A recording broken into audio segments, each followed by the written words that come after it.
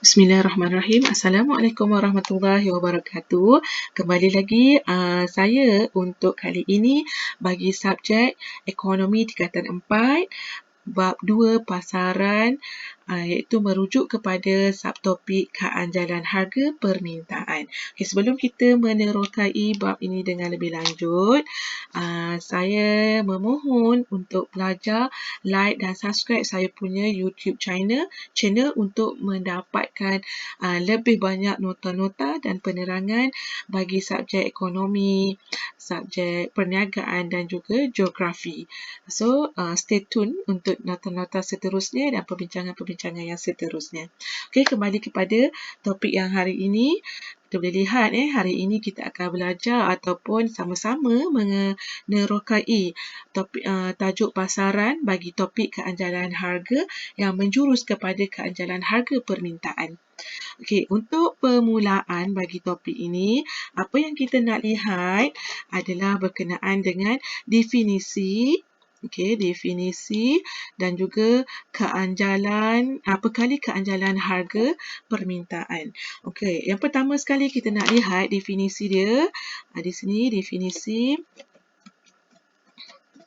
Definisi bagi keanjalan harga permintaan adalah mengukur peratus perubahan dalam kuantiti diminta kesan daripada perubahan terhadap barang itu sendiri dengan andaian ceteris paribus. Apa itu ceteris paribus? Ceteris paribus ni adalah andaian, kita andaikan bahawa faktor-faktor lain adalah tetap. Kita memberi andaian bahawa faktor-faktor lain adalah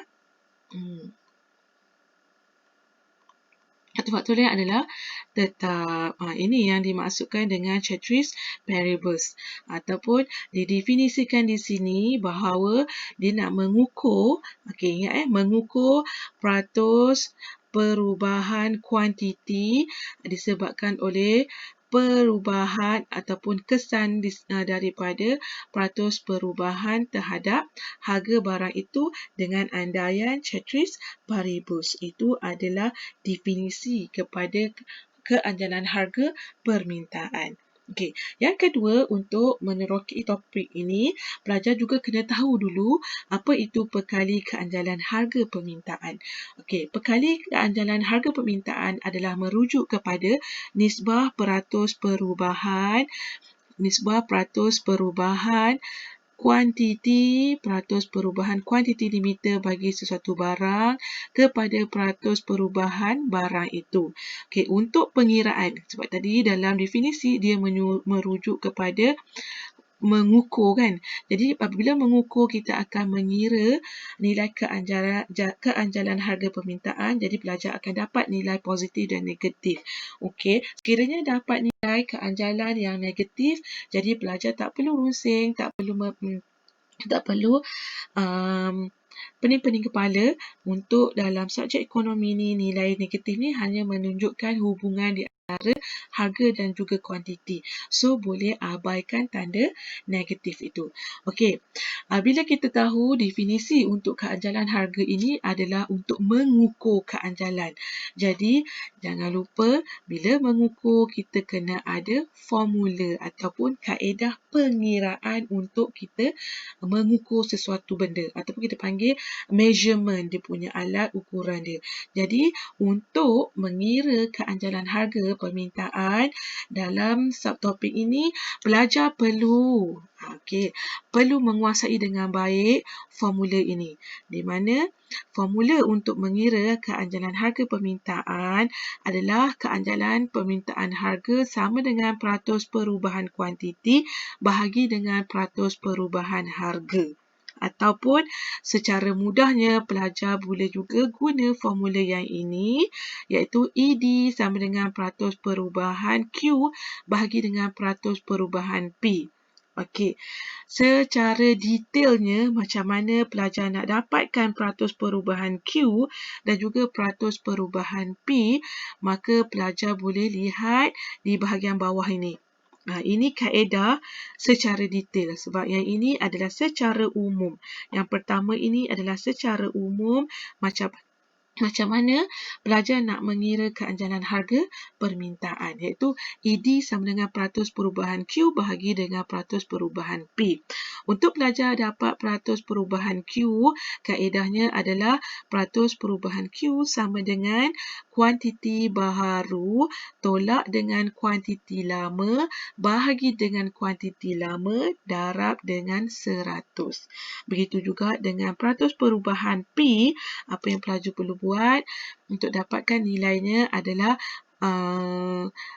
peratus perubahan P sama dengan harga baharu tolak harga lama bahagi harga lama darab 100. Okey, ini adalah formula yang pertama ini yang pertama. Okey, ini adalah yang pertama. Okey, ini adalah yang pertama di mana rumus ini yang asal ni, yang pertama. Ini yang kedua ni kita dah buat dia punya ringkasan. Okey, ringkasan. Okey, untuk kita nak dapatkan nilai yang ini, kaedahnya adalah menjurus kepada yang ini. Bagi kita nak dapatkan nilai peratus perubahan P pula, kita akan gunakan formula yang ini. So, pelajar jangan pening-pening, jangan rusing. Sebenarnya dia adalah asasnya daripada formula yang ini. ED equal to peratus perubahan Q bagi dengan peratus perubahan P. Tapi untuk pelajar nak tahu secara detail macam mana kita nak dapat peratus perubahan Q, okey, ini adalah kaedah pengiraannya secara detail. Okey, peratus perubahan Q kita akan gunakan kaedah yang ini. Yang ini kita akan guna pengiraan untuk peratus perubahan P. Okey, kalau pelajar perasan, di dalam formula ni kita ada guna ringkasan-ringkasan ini kan. Jadi apakah ringkasan-ringkasan ni? Mari kita tengok petunjuk dekat sini. Okey, untuk makluman pelajar, untuk ED ini ia adalah merujuk kepada istilah bahasa Inggeris. Ataupun kita boleh sebut dia sebagai elasticity demand. Okey, E ni adalah elasticity, D ni adalah demand. Dia merujuk kepada elasticity demand ataupun keanjalan harga permintaan. Okey, bagi simbol peratus, kalau kita lihat dalam formula ni ada simbol peratus. Ini adalah merujuk kepada peratus lah. Kemudian segitiga ini adalah merujuk kepada perubahan. Q adalah kuantiti diminta, P adalah harga. Okey, kalau pelajar lihat lagi, dekat dalam ni kita ada P1, P0, Q1, Q0. Untuk P1, Q1 ni adalah Q yang baharu, manakala Q0 ni adalah untuk Q yang lama. Begitu juga dengan P1 adalah P yang baharu, nilai yang baru nanti. Manakala harga P0 ni adalah merujuk pada harga yang lama. So, macam mana kita nak tahu lama dan baru ni? Mari kita lihat kaedah pengiraan dengan cara mengaplikasikan formula yang kita dah kenal ni. Jadi langkah dekat sini, apa yang pelajar perlu buat? Pelajar perlu mengingati formula yang ada di sini. Okey, formula yang ada di sini, apa yang pelajar perlu buat? Formula ini perlu dihafal dan ingat sampailah tingkatan 5 nanti. Sampai SPM. Okey, seterusnya kita pergi kepada soalan. Macam mana kita nak aplikasikan formula yang kita dah tengok tadi. Kalau pelajar perasan, formula yang kita guna tadi untuk nak dapatkan keanjalan permintaan harga adalah peratus perubahan kuantiti bahagi dengan peratus perubahan harga. Okay, ingat peratus perubahan kuantiti bahagi peratus perubahan harga. So, kalau kata kita ada soalan macam ni, macam mana kita nak aplikasikan penggunaan formula ni? Mari kita lihat Untuk soalan yang kita nak kira ini, di sini kita ada soalan di mana soalan ini menyatakan, dia kata hitungkan nilai keanjalan permintaan bagi beras apabila harga beras meningkat daripada RM5 ke RM6 dan kuantiti dimintanya turun daripada 20 kg kepada 18 kg. Jadi, langkah pertama kena ingat kita ada formula untuk mendapatkan keanjalan permintaan harga. Jadi, dengan formula ni macam mana kita nak buat? So, kita gunakan kaedah ni. Kita ada 3 langkah untuk mendapatkan jawapan dengan mudah. Okey, langkah pertama, apa yang pelajar perlu buat? Kita gunakan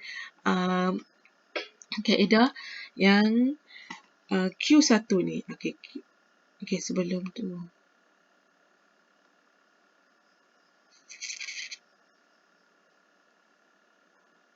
Okey, kita gunakan kaedah peratus perubahan Q untuk langkah pertama dengan formula ini. Peratus perubahan Q sama dengan kuantiti baru tolak kuantiti lama bahagi dengan kuantiti lama darab 100%.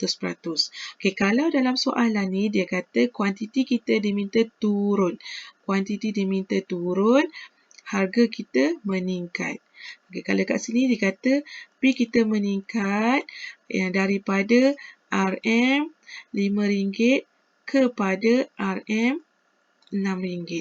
Kuantiti kita pula daripada 20 kg telah turun kepada 18 kg. Okey. So, macam mana kita nak kenal pasti dia adalah kuantiti satu dan juga kuantiti kosong. Kalau kita lihat kat sini 20 kg ini adalah kuantiti lama ataupun Q0. 18 ini adalah Q1.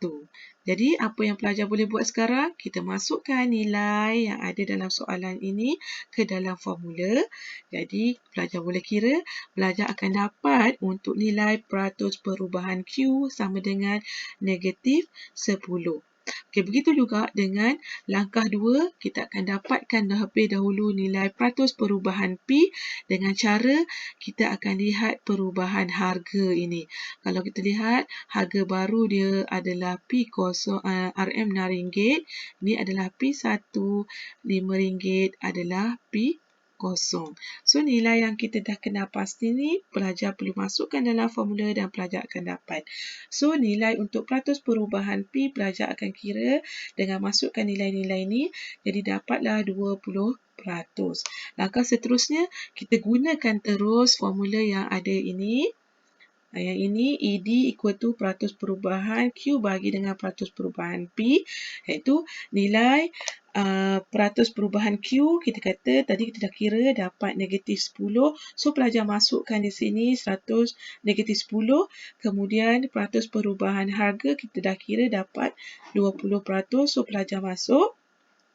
Tekan kalkulator, pelajar akan dapat nilai keanjalan harga permintaan adalah sebanyak -0.5. Tadi kita cakap untuk negatif ini hanya menunjukkan hubungan yang negatif di antara harga dan kuantiti. Jadi, pelajar jangan rusing, nilai negatif ni boleh kita abaikan. Okey, setelah kita dapat mengira nilai keanjalan permintaan ini, apa yang kita boleh buat? Kita kena interpret ataupun kita kena huraikan nilai keanjalan yang kita perolehi. Apakah maksud nilai keanjalan kita 0.5? Jadi di sini nilai keanjalan pada harga 0.5 ini bermaksud apabila harga kita meningkat sebanyak 20%, kuantiti diminta akan turun sebanyak 10%. Ataupun harga meningkat 100%, kuantiti diminta akan turun sebanyak 0.5%. Ini adalah kaedah macam mana kita nak huraikan dapatan kita daripada hasil pengiraan kita untuk nilai keanjalan permintaan. Ini adalah penerangan bagi nilai 0.5. Apa yang pelajar boleh faham dekat sini? Nilai keanjalan permintaan 0.5 ini menunjukkan bahawa apabila kuantiti diminta turun sebanyak Bila harga meningkat 1%, kuantiti diminta akan turun sebanyak 0.5 nilai yang kita dapat ini. Okey, ini kaedah macam mana kita nak implementkan formula yang pelajar dah kenal pasti tadi, dah hafal, dah ingat pun formula keanjalan permintaan. Okey, so ini adalah kaedah pengiraan dia. Jadi pelajar juga dah dapat memberi penerangan ataupun interpret nilai keanjalan ini dengan baik. Jadi kita pergi ke seterusnya, iaitu untuk menentukan nilai yang kita kira tadi adalah barang yang anjal ataupun tidak anjal. Maksudnya bila pelajar dah mendapat nilai daripada pengiraan keanjalan permintaan harga tadi dengan nilai yang pelajar dapat, contohnya 0.5 ini, kita akan ada interpretasi yang satu lagi akan menentukan satu barang yang kita kira tu dia adalah sejenis barang yang anjal ataupun tidak anjal. Okey, apa itu anjal dan tidak anjal ni? Maksudnya, kalau kata pelajar dah kira dalam formula yang kita dah ada guna tadi tu, pelajar dapat nilai keanjalan dia melebihi 1, dia adalah merujuk kepada barang yang anjal. Kebiasaannya, barang yang anjal ataupun permintaan yang anjal ini, biasanya peratus perubahan kuantiti dia adalah lebih besar daripada peratus perubahan harga. Okey, biasanya pengguna ni sangat responsif terhadap perubahan harga. Contohnya, jika harga ni berkurang sebanyak 5%, maka kuantiti akan meningkat lebih daripada 5%.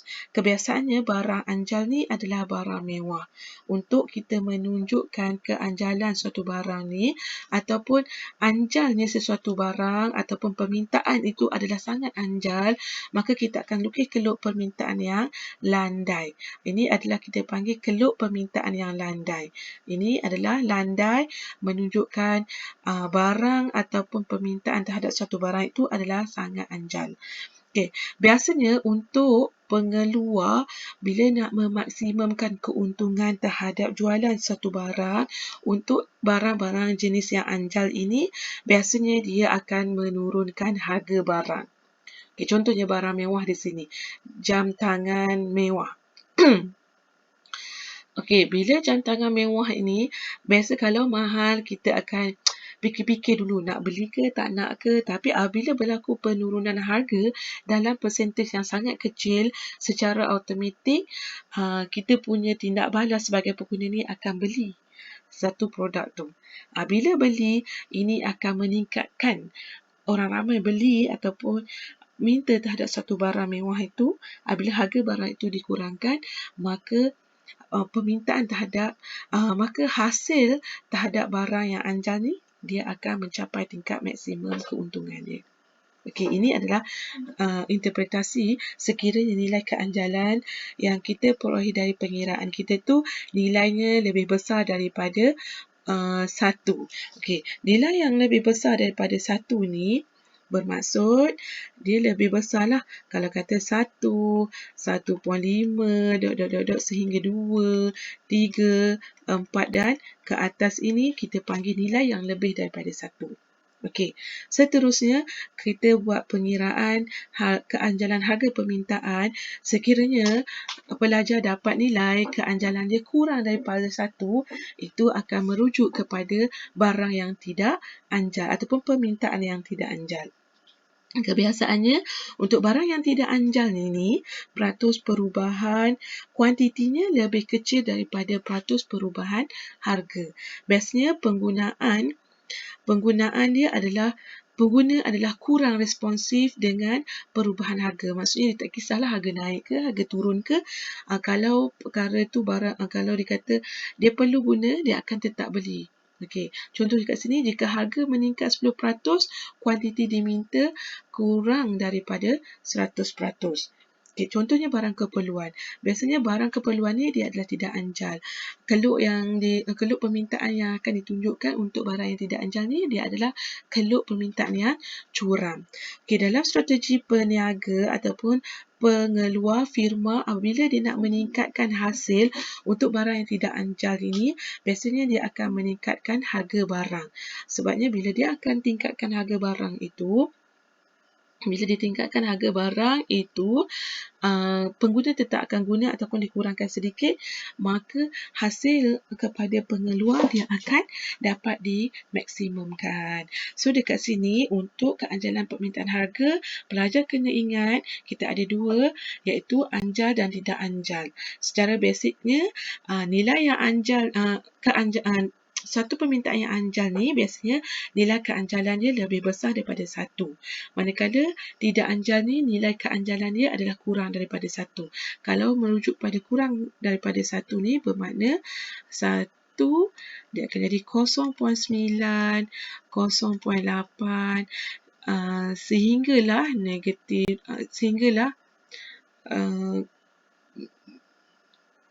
dah yang ke bawah lah. Pelajar akan lihat nilai tidak anjal tu kurang daripada 1. Okey, so dekat sini pelajar dah mengetahui dan bezakan macam mana kita nak tentukan ataupun nak interpretkan nilai ketidakanjalan kita, sama ada dia adalah permintaan yang anjal ataupun tidak anjal. Okey, sekiranya kita dah tentukan permintaan kita ni anjal ke tidak anjal, kita ada faktor-faktor yang akan menentukan kenapa barang itu anjal dan tidak anjal. Okey. Penentu-penentu yang saya sebutkan tadi, dalam keanjalan permintaan harga ni kita ada 7 penentu dia yang menentukan sama ada barang kita ni anjal ataupun tidak. Okay, yang pertama, penentu keanjalan sesuatu permintaan itu adalah jenis barang. Okay, kalau barang itu adalah satu barang yang mewah seperti kereta, seperti barang kemas dan sebagainya itu, dia adalah barang yang anjal. Biasanya barang mewah ni penggunanya akan mengurangkan permintaan apabila harga dia tinggi. Okay, kalaulah kata jenis barang yang berbentuk barang keperluan ini, dia adalah barang yang tidak anjal, di mana pengguna akan tetap membeli barang tersebut walaupun harga meningkat. Okey, yang kedua, penentu kepada keanjalan permintaan harga adalah faktor jangka masa. Di mana jika jangka masa untuk mendapatkan sesuatu barang pengganti itu panjang, maka dia adalah barang yang anjal. Tetapi apabila jangka masa untuk kita mendapatkan sesuatu barang sebagai barang pengganti terhadap satu barang itu pendek, maka dia adalah barang yang tidak anjal. Bagi barang yang tidak anjal ni, dia sukar untuk kita cari barang pengganti, dia terhad. Okey, untuk faktor penentu yang ketiga bagi keanjalan harga permintaan ini adalah bilangan barang pengganti. Kalau banyak dalam pasaran barang pengganti, contohnya minum bergas, kita ada Coca-Cola, kita ada Mirinda, kita ada A&W dan sebagainya, yang minum bergas tu banyak pilihan di dalam pasaran, dia adalah barang anjal. Tetapi barang yang kurang ataupun tiada barang pengganti, contohnya minyak petrol, minyak petrol ini adalah barang yang tidak anjal. Okey. Kemudian yang keempat, penentunya adalah nisbah perbelanjaan pendapatan. Kalau kita punya pendapatan tu sebahagian besar kita kena guna untuk berbelanja, ini kita adalah peruntukan terhadap barang yang anjal, permintaan yang anjal lah. Tetapi kalau barang yang kurang atau kalau perbelanjaan terhadap barang keperluan adalah lebih kecil daripada jumlah pendapatan, ini adalah merujuk kepada permintaan tidak anjal. Okay, yang kelima, kita ada bilangan kegunaan dia. Kalau kata banyak kegunaan terhadap suatu produk itu, maka dia adalah barang anjal. Contoh dekat sini tepung gandum. Tetapi kalau penggunaan terhadap sesuatu barang itu adalah terhad, contoh dekat sini tepung atar yang kita guna untuk buat capati saja, itu dia adalah barang yang tidak anjal. Okey, yang keenam, faktor penentunya ketagihan. Kalau kata tahap ketagihan atau keinginan terhadap satu barang itu adalah rendah, dia merujuk kepada barang yang anjal. Tetapi kalau kata barang itu mempunyai tahap ketagihan yang sangat tinggi, contohnya nasi, bagi orang Asia ni kena makan nasi setiap hari, maka dia adalah barang yang tidak anjal. Okey, untuk yang terakhir, penentu kepada keanjalan harga permintaan ini adalah ketahanan sesuatu barang. Apabila barang itu tahan lama, contohnya kereta, rumah, apa lagi, barang kemas tadi tu boleh disimpan dalam masa yang lama, tidak akan rosak dan sebagainya, dia adalah kategori permintaan yang ajal ataupun barang yang anjal. Tetapi bagi sesuatu barang yang tidak tahan lama, cepat basi, cepat rosak, contohnya susu segar, dia adalah kategori barang yang tidak anjal. So kalau dekat sini pelajar akan lihat bahawa kita ada 7 faktor penentu harga permintaan. Okey, saya ulang semula kita punya 7 penentu keanjalan harga permintaan. Yang pertama, jenis barang. Kalau barang itu mewah, dia adalah barang anjal. Kalau barang keperluan, dia tidak anjal. Kalau jangka masa, kalau kita dapat satu barang itu dalam jangka masa panjang, dia adalah anjal. Kalau jangka masa pendek, dia tidak anjal. Bilangan barang pengganti di dalam pasaran, yang ketiga. Kalau kata banyak barang pengganti dalam pasaran, dia adalah barang anjal. Kalau dia kurang atau tiada langsung barang pengganti dalam pasaran, dia adalah barang yang tidak anjal. Okey, yang keempat penentunya adalah nisbah perbelanjaan pendapatan. Kalau sebahagian besar pendapatan yang kita perolehi daripada gaji, upah yang kita dapat untuk membeli satu barang itu, dia adalah kategori barang yang anjal. Tapi sebahagian kecil sahaja yang kita guna daripada pendapatan kita untuk membeli satu barang keperluan, dia adalah barang yang tidak anjal. Okey, bagi yang kelima, penentu keanjalan dia adalah bilangan kegunaan. Bagi sesuatu barang yang mempunyai pelbagai kegunaan, dia adalah barang yang anjal. Tetapi barang yang mempunyai kegunaan terhad, dia adalah barang yang tidak anjal. Okey, yang keenam, penentunya adalah ketagihan. Suatu barang yang punya ketagihan yang rendah, dia adalah barang yang anjal. Suatu barang yang punya ketagihan yang sangat tinggi, dia adalah barangan yang tidak anjal. Okey, untuk ketahanan barang yang tahan lama, kita kategorikan dia dalam permintaan yang anjal. Kalau barang yang mudah rosak, cepat basi dan sebagainya, tidak tahan lama, dia adalah permintaan yang tidak anjal. Okey, so diharapkan pelajar dapat menguasai dengan baik apa yang kita telah tekankan di sini tadi, definisi, formula untuk mengira keanjalan permintaan, kemudian kita ada interpretasi dia untuk menentukan sama ada satu barang tu anjal atau tidak. Kemudian yang keempat, kita telah melihat kepada penentu keanjalan permintaan harga. Okey, kita nak lihat pula di sini perhubungan antara keanjalan harga permintaan dengan jumlah hasil. Tadi kalau pelajar ingat lagi, kalau sesuatu barang tu dia adalah anjal kan. Untuk dia nak tingkatkan jumlah total revenue atau hasil dia perlu kurangkan harga. Okey. Tapi kalau kata barang tu tidak anjal, okey. Untuk dia nak memaksimumkan total revenue atau jumlah hasilnya, apa yang dia boleh buat? Dia kena naikkan tingkat harga. So, dia sangat berhubung kait apa yang kita dah faham dengan perhubungan antara keanjalan harga permintaan dengan jumlah hasil. Okay, terlebih dahulu kita lihat jumlah hasil ni dia adalah jumlah pendapatan yang diterima oleh pengeluar daripada perbelanjaan yang dibuat oleh pengguna terhadap barang yang dijual dalam pasaran lah. Okay, jumlah hasil ni ataupun total revenue adalah sama dengan jumlah perbelanjaan pengguna. Consumer expend. Okay, consumer expend ataupun C ni dia adalah kita katakan jumlah hasil sama dengan jumlah perbelanjaan pengguna. TR, total revenue, sama dengan consumer expend. Okey, free money boleh mempengaruhi jumlah hasil dengan mengubah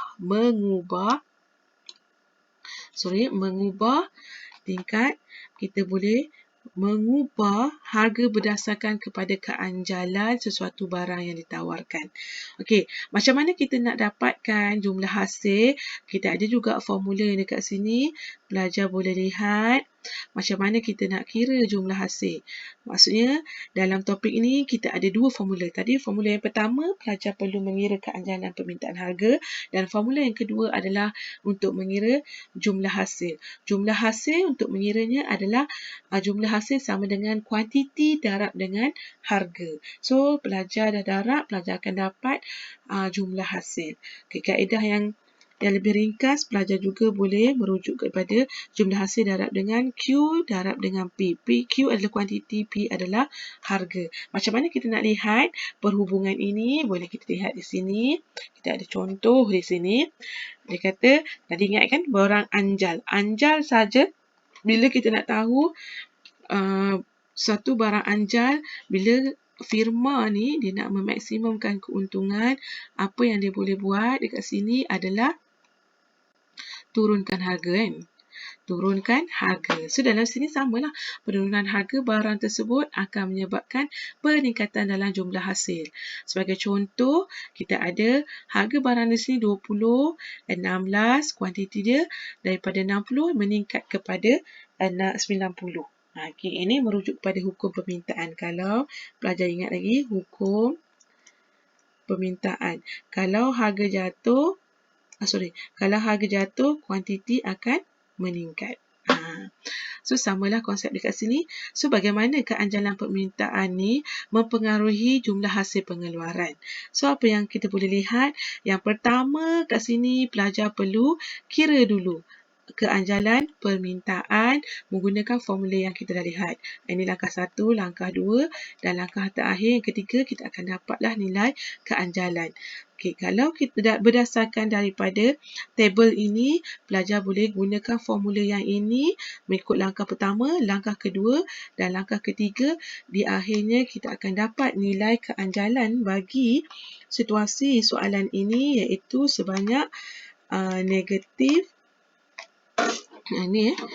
negatif 2.5 di sini. So, pelajar dah dapat. Ini adalah dia punya nilai negatif. Keanjalan dia adalah negatif 2.5, di mana didapati nilai keanjalan dia lebih besar daripada 1. Bila dia lebih besar, dia adalah merujuk pada barang yang anjal. Biasanya penurunan harga yang sedikit menyebabkan peningkatan dalam satu kuantiti limiter lebih besar.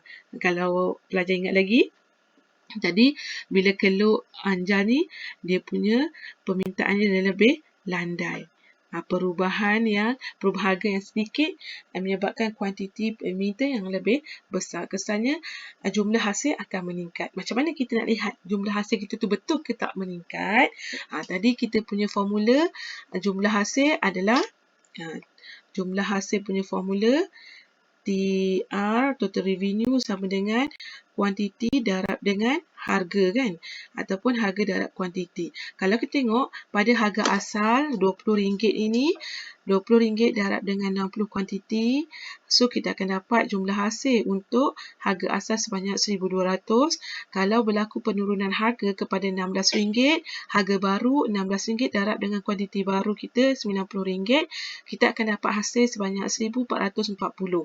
Jadi, nak tahu pertambahan hasil itu berapa, pelajar perlu tolaklah hasil baru tolak hasil lama, maka kita dapat keuntungan baru apabila berlaku penurunan harga daripada RM20 ke RM16 sebanyak RM200. Maka di sini pengeluar ataupun firma dapat meningkatkan ataupun maksimumkan jumlah keuntungan firma. Kesimpulan di sini, bagi barang yang permintaan anjal, penurunan barang akan menyebabkan jumlah hasil meningkat. Okey, itu jumlah hasil dengan hubungan keanjalan satu barang tu, dia akan menyebabkan jumlah hasil firma juga turut akan meningkat. Kalau kata satu barang yang anjal, untuk firma meningkatkan keuntungan sebuah firma dia perlu kurangkan tingkat harga. Okey, mari kita lihat bagaimana hubungan keanjalan ni dengan jumlah hasil bila permintaan terhadap satu barang itu tidak anjal. Okey, mesti tengok ya. Untuk dalam situasi ini, kalau kita lihat tadi pun, dia cakap dah, kalau kata barang ni tidak anjal, biasanya kita akan tingkatkan harga untuk nak tingkatkan kita punya total revenue. Kita nak dapatkan keuntungan yang maksimum, kita perlu tingkatkan harga bagi permintaan ataupun bagi barang-barang yang tidak anjal. Okey, dalam situasi ini kita lihat ya, peningkatan harga barang tersebut akan menyebabkan peningkatan dalam jumlah hasil dan sebaliknya. Kalau sebaliknya, kalau harga kurang, maksudnya jumlah hasil yang kita akan dapat pun turut berkurang. Okay, contoh dekat sini saya bagi kita ada harga RM40, kita tingkatkan harga kepada RM72, iaitu apabila berlaku peningkatan harga dalam konsep ataupun hukum permintaan sendiri, apabila harga meningkat, kuantiti yang diminta akan berkurangan. Samalah konsep dekat sini.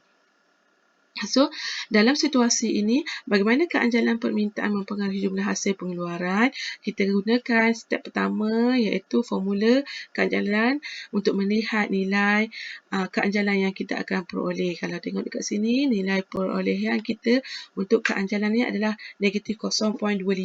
Kalau 0.25 ini menunjukkan nilai keanjalan yang kurang daripada 1. Okay, di sini saja kita dah kenal dia. Dia adalah barang yang tidak anjal. So, bila barang yang tidak anjal, apa yang kita boleh buat dekat sini? Kita perlu kurangkan tingkat harga untuk memaksimumkan keuntungan syarikat.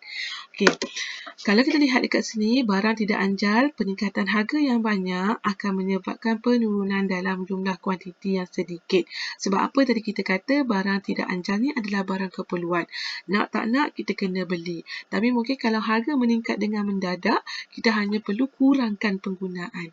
Jadi efek dia, kesan dia, harga meningkat, kuantiti yang diminta berkurang tapi dengan kadar yang sedikit.